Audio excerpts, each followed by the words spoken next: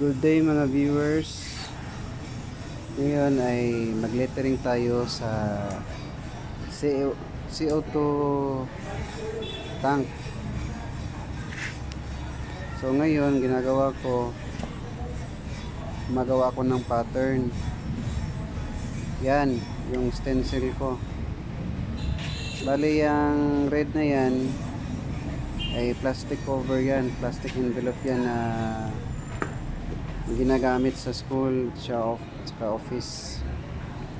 Pagkatapos kong gumawa ng pattern, kinating ko, sinubukan kong pinturahan ng latex paint.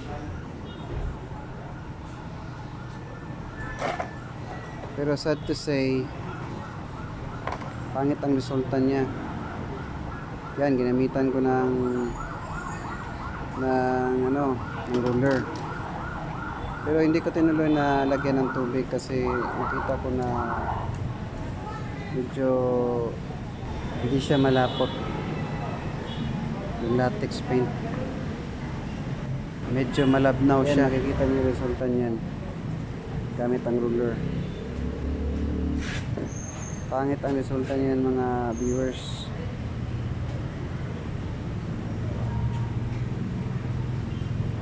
Blurred ang kalabasan niya. Yan, makikita niyo yan sa pagkatapos ko niya.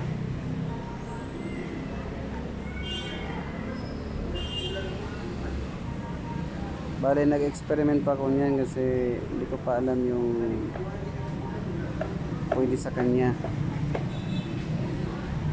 Kasi first time ko mag-painting ng ganito kaliit na lettering. Tsaka cylinder pa. Hindi siya pwede gamitan ng silk screen. Tsaka pag manumanuhin mo, gamitan mo ng lettering brush, maliit siya masyado, mahirap. Ayan, hindi ko na na-videohan yung resulta ng magamit ng pintura at saka roller. Ayan, ginamitan ko ng spray paint, acrylic.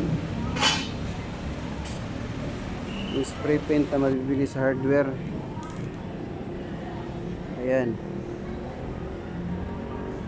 Yun pa rin yung pattern ko, yung stencil na ginamit ko. Ayan, at kinuha ko yung niya, tamang posisyon niya.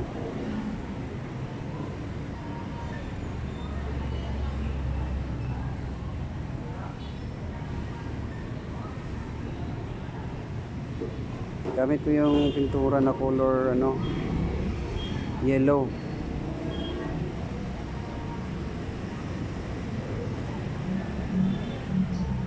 Ayan, makita nyo yung result niyan. Mas okay siya compared to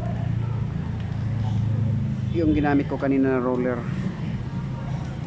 Kasi hindi siya medyo blurry, tapos mababasa siya. Yung kanina hindi ko na videohan kasi videoan eh.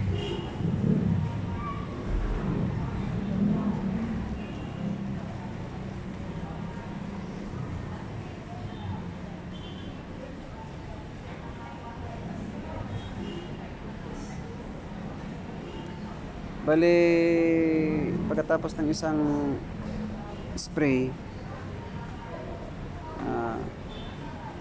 hinintay ko niya matuyo kunti lang. Tapos sinigundahan ko na ng pangalawang spray. Hindi lang masyadong mabilisan lang yung pag-spray niya para hindi siya kumalat.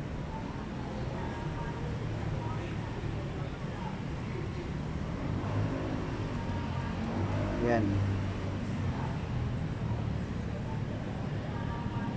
3 beses ko siya na inulit para lumabas talaga yung kulay yellow.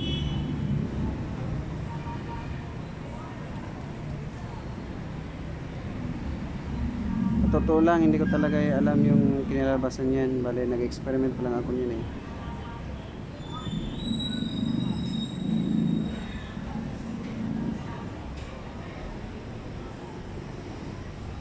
Ayan, at nagulat ako.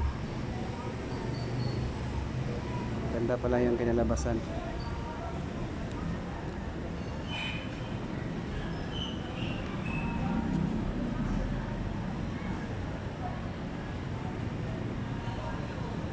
Ayan na yung resulta.